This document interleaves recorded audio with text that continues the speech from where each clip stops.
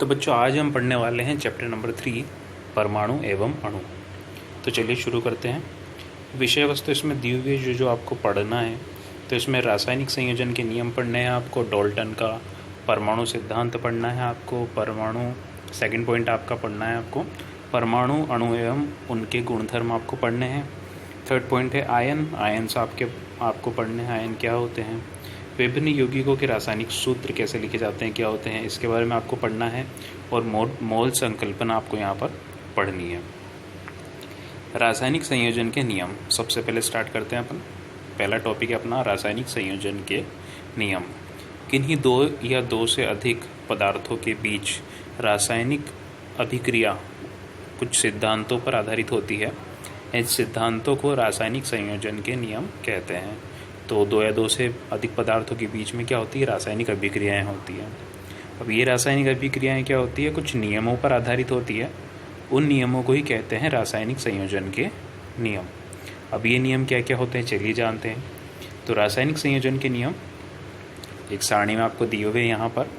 पहला है द्रव्यमान संरक्षण का नियम, दूसरा है स्थिर अनुपात का नियम, तीसरा है गुणित अनुपात का नियम, तीसरा है पारस्परिक अनुपात का नियम, और उसके बाद है गैलुसेक का गैसीय आयतनों का नियम। तो ये सारे नियम हैं यहाँ पर।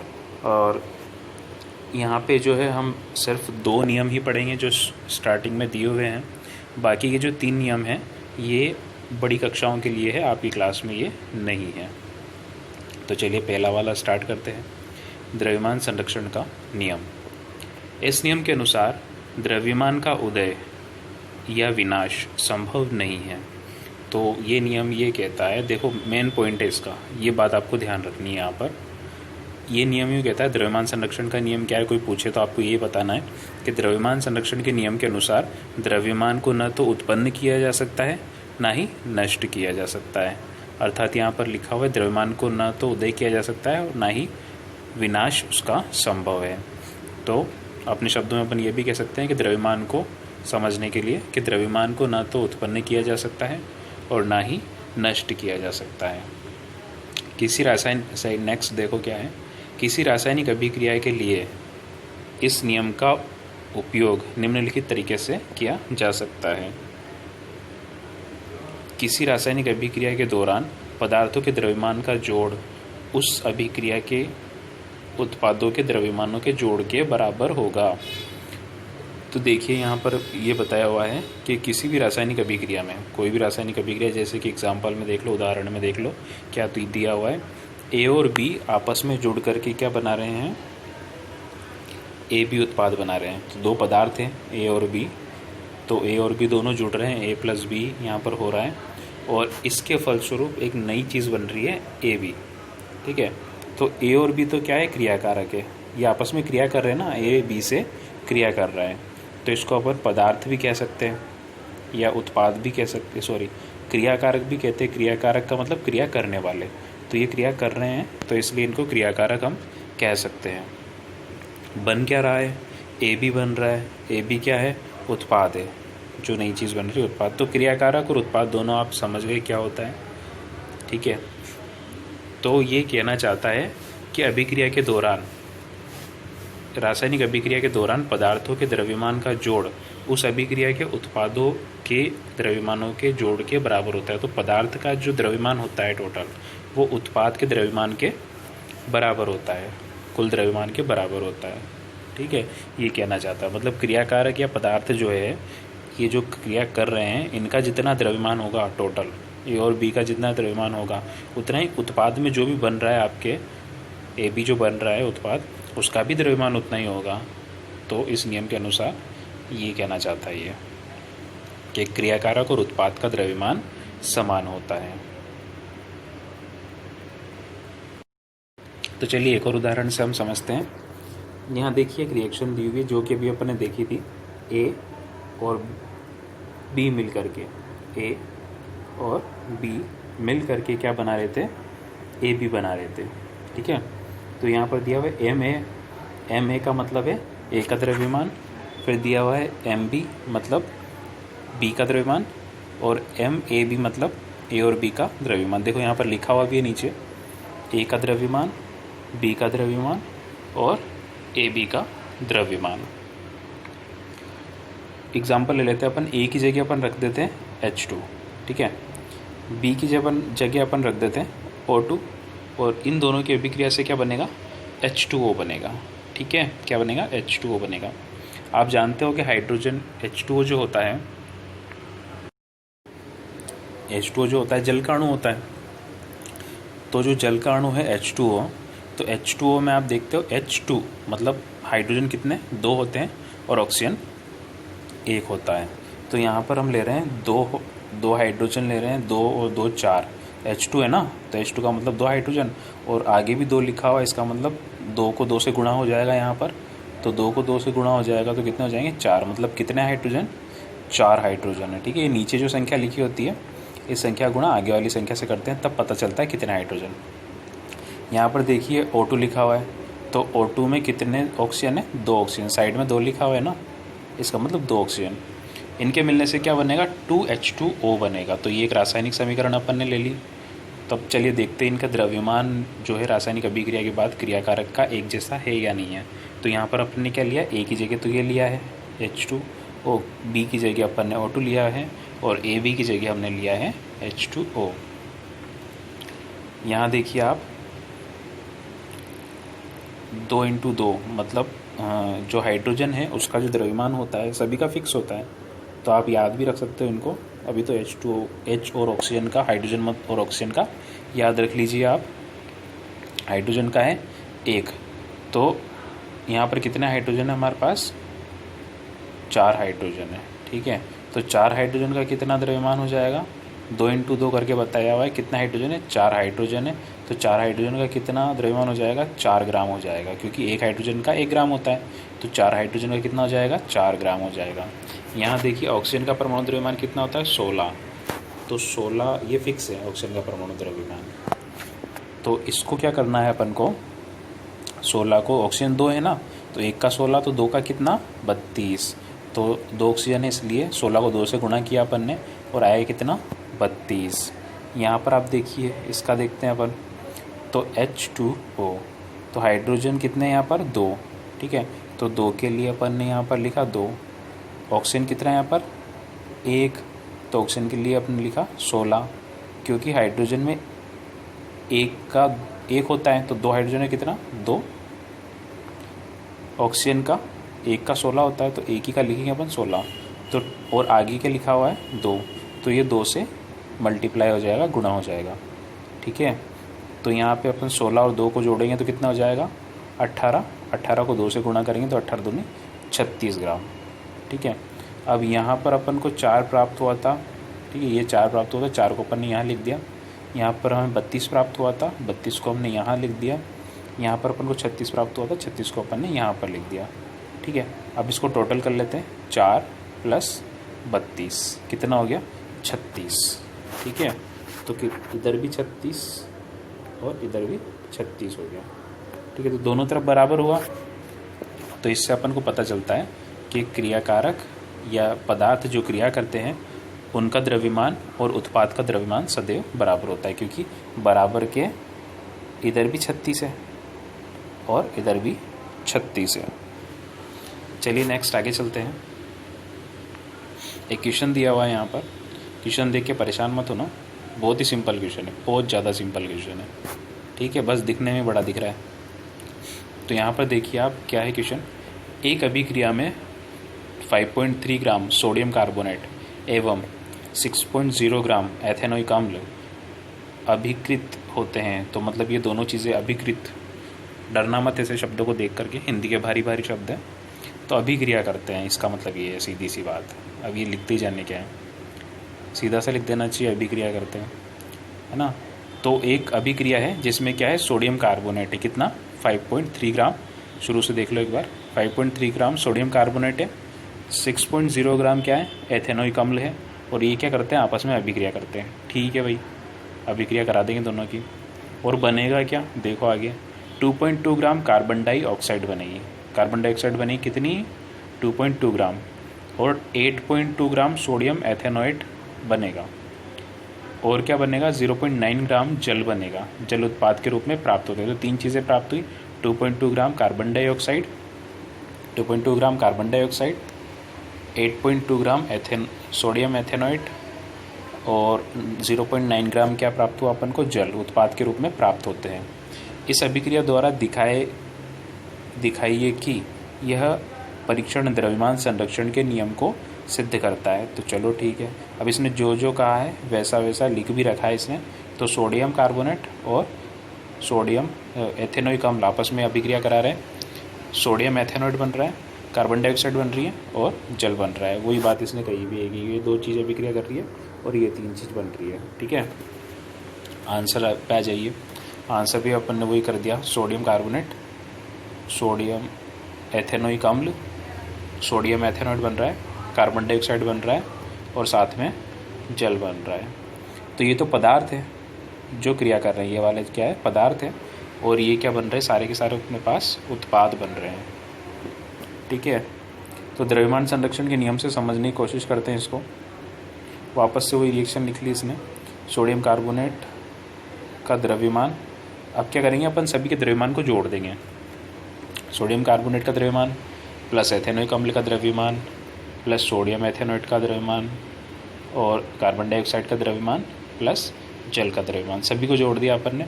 सबकी वैल्यू कहाँ से लेंगे, क्वेश्चन में दी हुई है वहाँ से लेंगे। द्रव्यमानों को समीकरण में प्रस्तुत करने के उपरांत तो अपन ने क्या किया, सोडियम कार्बोनेट का द्रव्यमान लिख लिया 5.3 ग्राम, एथेनोइक अम्ल का द्रव्यमान लिख लिया अपन ने 6.0 ग्राम, उसके बाद अपन ने सोडियम एथेनोइड का द्रव्यमान लिख लिया 8.2 ग्राम, उसके बाद अपन ने कार्बन डाइऑक्साइड का द्रव्यमान लिख लिया 2.2 ग्राम, उसके बाद अपन ने जल का द्रव्यमान लिख लिया 0.9 ग्राम। लिख लिया, सबको जोड़ दिया, बराबर के इधर की भी संख्या को जोड़ दो, बराबर के उधर की भी संख्या को जोड़ दो। ठीक है, बराबर जो है ना तीर की जगह पर लगता है, जो रिएक्शन में तीर लगता है ना, तीर लगाओ या इक्वल टू या बराबर लगा दो, एक ही बात है। तो इधर की साइड भी आएगा 11.3 ग्राम और इधर भी आएगा 11.3 ग्राम। जैसा कि अपना नियम बोलता है, द्रव्यमान संरक्षण का नियम, कि क्रियाकारक और उत्पाद का द्रव्यमान बराबर होता है। तो अपन ने क्रियाकारक का या पदार्थ का भी द्रव्यमान टोटल कर लिया, उत्पाद का भी द्रव्यमान टोटल कर लिया। तो दोनों को जोड़ने पर 11.3 प्राप्त हुआ, मतलब क्रिया करने वालों का भी द्रव्यमान उतना ही है और क्रिया के बाद जो उत्पाद मिला उसका भी द्रव्यमान उतना ही है। और यही अपना नियम है कि क्रिया करने वाले का उत्पाद जितना रहेगा उतना ही द्रव्यमान कितना रहे, किसका रहेगा, उत्पाद का भी उतना ही द्रव्यमान रहेगा। तो यह द्रव्यमान संरक्षण के नियम को स्पष्ट करता है। नेक्स्ट देखते हैं, नेक्स्ट नियम है अपना स्थिर अनुपात का नियम। ये क्या कहता है, इस नियमानुसार कोई शुद्ध रासायनिक यौगिक सदैव उन्हीं तत्वों से निर्मित होगा जिनसे वह मिलकर निर्मित हुआ है तथा इन तत्वों के द्रव्यमान का अनुपात सदैव समान रहता है। ठीक है, तो ये नियम यूँ बोलता है कि जो कोई यौगिक है, ठीक है, अगर कोई यौगिक है, फॉर एग्जांपल एक यौगिक लेते हैं, H2O है, क्या है, H2O। ठीक है, अब ये H2O जो है, इस H2O में दुनिया के किसी भी कोने में चले जाओ आप, H2O बनेगा तो ऐसे ही बनेगा, 2 हाइड्रोजन होंगे उसमें और 1 ऑक्सीजन होएगा। ठीक है, 1 ऑक्सीजन होगा और 2 हाइड्रोजन होंगे। ठीक है, ऐसा नहीं होगा कहीं 4 ऑक्सीजन हो गए, 5 ऑक्सीजन हो गए, 3 ऑक्सीजन हो गए, 2 ऑक्सीजन हो गए, ऐसा नहीं होगा। 2 हाइड्रोजन और 1 ऑक्सीजन ही उसमें देखने को आपको मिलेगा, जहाँ भी आपको पानी मिलेगा वहाँ पर। ठीक है, तो ये जो अनुपात है ये निश्चित है, 2 हाइड्रोजन के साथ 1 ही ऑक्सीजन मिलेगा कहीं भी आप चले जाओ। तो ये नियम यूँ कहता है कि कोई भी यौगिक है वो सदैव तत्वों का जो अनुपात होता है उसका वो फिक्स रहता है। चलिए आगे चलते हैं। तत्वों का अनुपात निश्चित होगा, फिर चाहे वह यौगिक किसी भी स्थान से प्राप्त किया गया हो अथवा निर्माण किसी भी पद्धति द्वारा किया गया हो। किसी भी तरीके से बनाओ, पानी अगर बन गया ना, किसी भी तरीके से बनाया हो आपने, उससे कोई फ़र्क नहीं पड़ता। पानी बनेगा तो H2O ही रहेगा, 2 हाइड्रोजन और 1 ऑक्सीजन ही रहेगा। उदाहरण यहाँ पर दिया हुआ है, 18 ग्राम H2O लिया, 16 ग्राम ऑक्सीजन लिया, 2 ग्राम हाइड्रोजन ले लिया अपन ने। इनको मिला करके क्या बनाना है अपन को, H2O बनाना है। ठीक है, H2O बनाएंगे अपन 18 ग्राम, सॉरी H2O है 18 ग्राम, इसमें 16 ग्राम तो ऑक्सीजन है और 2 ग्राम हाइड्रोजन है। इसको तोड़ोगे ना 18 ग्राम को, तो 16 ग्राम ऑक्सीजन और 2 ग्राम हाइड्रोजन मिलेगा। तो यहाँ पर देखिए क्या लिखा हुआ है, MH और MO, तो जल हाइड्रोजन का द्रव्यमान बटा ऑक्सीजन का द्रव्यमान। ठीक है, तो हाइड्रोजन का द्रव्यमान कितना है यहाँ पर 2 ग्राम, ऑक्सीजन का द्रव्यमान कितना है यहाँ पर 16 ग्राम। तो जब इनको काटोगे, भाग दोगे, तो क्या मिलेगा आपको 1/8 मिलेगा। मतलब किस अनुपात में मिले हुए हैं हाइड्रोजन और ऑक्सीजन, 1:8 के अनुपात में मिले हुए हैं। आगे देखिए आप, 36 ग्राम जल है,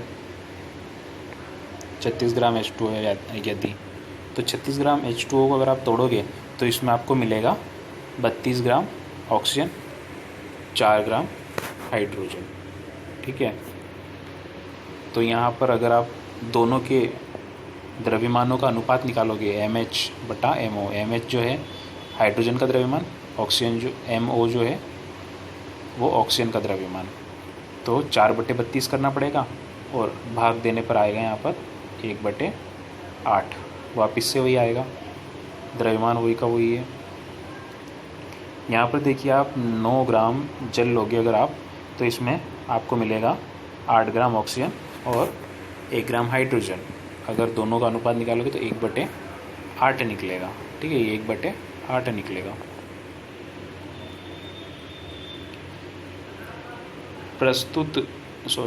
ऊपर प्रस्तुत उदाहरण में H2O के अलग अलग द्रव्यमानों वाले H2O के नमूनों को लिया गया। उन सब में हाइड्रोजन तथा ऑक्सीजन के द्रव्यमानों का अनुपात सदा 1:8 ही निकलेगा। ठीक है, तो ऑक्सीजन और हाइड्रोजन का जो द्रव्यमान का अनुपात निकलेगा वो यही निकलेगा 1/8। 1/8 क्यों निकला? क्योंकि हाइड्रोजन का तो होता है 1 और परमाणु और जल का होता है 8। नेक्स्ट क्वेश्चन दिया हुआ है, देखिए यहाँ पर, यदि हाइड्रोजन तथा ऑक्सीजन 1:8 के द्रव्यमान अनुपातानुसार अभिकृत होकर जल का संचयन करते हैं, यदि यहाँ 3 ग्राम हाइड्रोजन गैस ली जाए तो अब ऑक्सीजन का कितना द्रव्यमान इस हाइड्रोजन गैस से अभिकृत हो जल का संचय करेगा। तो देखिए यहाँ ये क्या कह रहा है कि यदि आपके पास हाइड्रोजन तथा ऑक्सीजन का 1/8 के द्रव्यमान अनुपातानुसार, तो हाइड्रोजन और जो ऑक्सीजन होती है वो किस अनुपात में मिलते हैं? 1/8 के अनुपात में मिलते हैं द्रव्यमान के अनुसार, जल का संचयन करते हैं ये। यदि यहाँ क्या करना है अपन को, 3 ग्राम हाइड्रोजन लेनी है, एक की जगह क्या लेनी है 3 ग्राम हाइड्रोजन लेनी है, तो इसके साथ अपने को कितने ऑक्सीजन जोड़ना पड़ेगा, कितना ग्राम ऑक्सीजन जोड़ना पड़ेगा, तब जाके अपन को जल मिलेगा। मतलब ये पूछना चाहता है कि 3 ग्राम हाइड्रोजन लेंगे तो उसके साथ कितनी ऑक्सीजन जोड़नी पड़ेगी, तब जाके अपन को जल मिलेगा। तो देखिए पता करते हैं अपन। तो यहाँ सॉल्यूशन में आप देखिए, यहाँ पर दिया हुआ है MH/MO, तो M4 दिख रहा होगा आपको, लेकिन यहाँ M4 नहीं है, इसको सही कर लेना, यहाँ पे MH है, MH/MO।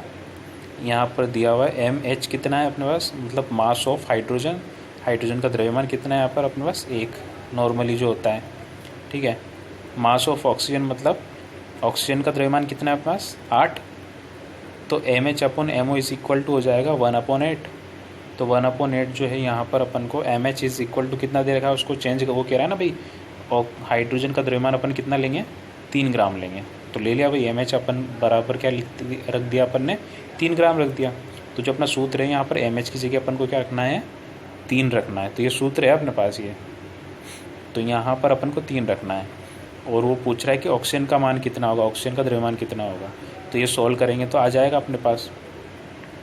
ठीक है, कैंची गुणा कर देंगे, वज्र गुणा जिसको कहते हैं, तो वज्र गुणा करेंगे तो 8 का गुणा 3 से कर देंगे, 8 का 8, 8 दूनी 16, 8 दिया 24, और MO का इधर कर देंगे तो ये MO हो जाएगा, तो MO इज इक्वल टू आ जाएगा 24 ग्राम।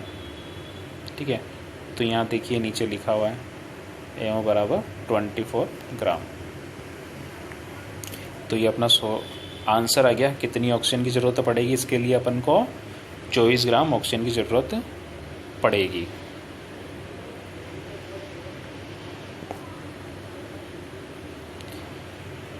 ठीक है, ऑक्सीजन गैस का द्रव्यमान इतना चाहिएगा अपन को, तो तो यहाँ 24 gram oxygen gas 3 gram hydrogen gas के अभिकृत हो 27 ग्राम जल का संचय करेगी। ठीक है, तो 3 ग्राम हाइड्रोजन के साथ 24 ग्राम ऑक्सीजन के साथ क्या कितनी मिलेगी, 3 ग्राम हाइड्रोजन मिलेगी, तब जाएगी कितना बनेगा, 27 ग्राम जल बनेगा। ठीक है, तो ये अपना आंसर हो गया।